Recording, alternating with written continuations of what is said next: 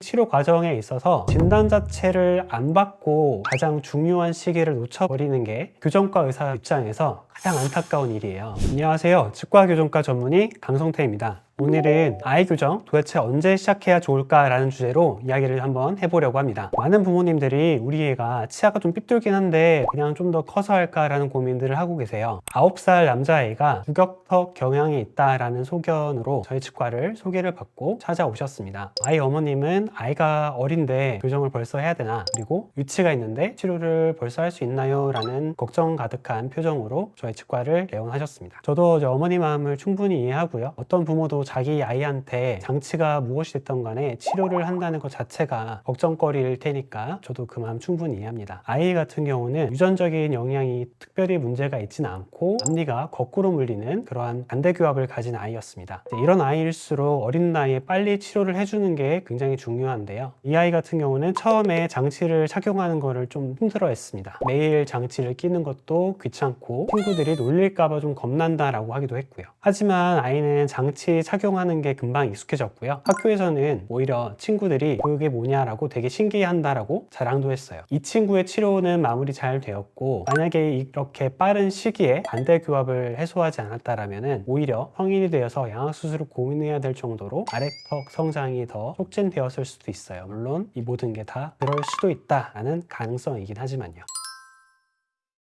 이 이야기를 들으신 부모님들께서는 이제 이런 궁금증이 생기실 거예요. 그렇다면은 언제 교정을 시작을 해야 되고 언제 교정 진단을 받는 게 좋은가? 이제 우리가 보통 이제 혼합치약이라고 해서 아기 치아와 어른 치아가 공존하는 시기가 있는데 이게 대략적으로 한 만 7세 정도 됩니다. 이 시기가 교정 진단을 하기에 가장 최적의 시기입니다. 만 7세 정도의 교정 치료를 시작해야 된다는 뜻이 아니고요. 중요한 거는 내 아이에게 교정이 언제 필요한지를 알아보는 시기가 만 7세 정도라는 뜻입니다. 그래서 어떤 아이는 만 7세 혹은 더 빠르게라도 교정 치료가 필요한 친구가 있고요. 또 어떤 아이는 관찰만 하다가 만 10세에서 12세쯤 본격적으로 교정 치료를 진행하는 아이도 있습니다. 치료 과정에 있어서 진단 자체를 안 받고 가장 중요한 시기를 놓쳐버리는 게 교정과 의사 입장에서 가장 안타까운 일이에요. 1에서 2년만 좀 일찍 왔어도 되게 간단하게 치료할 수 있던 거를 되게 힘들게 치료를 하는 경우가 종종 있거든요. 부모님들 입장에서는 너무 이른 게 아닌가라고 걱정하실 수 있지만 오히려 일찍 진단을 해주면은 불필요한 치료는 피하고 정말 필요한 시기에 정확하게 치료를 해줄 수가 있습니다. 저는 이제 부모님들한테 어떻게 설명을 하냐면요. 전체적인 치료 계획을 잡고 계획을 세워서 진행을 하셔라 라고 매번 상담을 하곤 합니다. 그래서 좀 더 이야기를 드리면 대한치과교정학회와 미국교정학회에서는 만 7세 전후에 교정을 진단을 하기를 권장하고 있습니다. 실제로 많은 교정학 연구에서도 이 시기에 조기 개입이 수술이나 발치를 줄일 수 있는 가능성을 높인다라고 보고를 하고 있어요.